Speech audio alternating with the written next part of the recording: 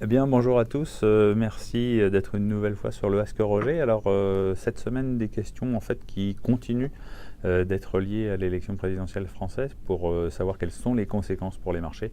Eh bien, je dirais qu'il n'y en a quasiment plus, puisque entre les deux tours, si vous vous souvenez bien, le CAC 40 avait progressé de 7%. Et finalement, l'annonce de la victoire d'Emmanuel Macron était complètement anticipée. Et les investisseurs se tournent désormais vers d'autres sujets, puisque en fait, sur les marchés financiers, on est toujours en train de regarder l'étape suivante. Sur le plan politique, il y a des étapes, puisque nous avons des élections législatives à la fois en France et en Allemagne.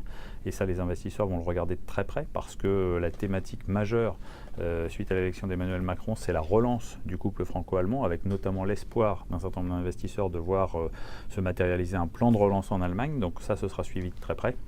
Mais en attendant, c'est plutôt la saison de publication des résultats qui intéresse les investisseurs, en particulier le premier trimestre aux États-Unis, avec près de 3/4 des entreprises qui ont publié des résultats supérieurs aux attentes des investisseurs, une progression moyenne d'environ 15% des bénéfices. Et donc tout ça, ça reste favorable pour les marchés actions qui, même s'ils ont déjà beaucoup monté, continuent de bien se tenir dans l'ensemble.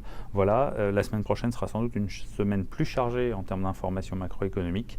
N'hésitez pas à poser toutes vos questions sur le Ask Roger et à très bientôt.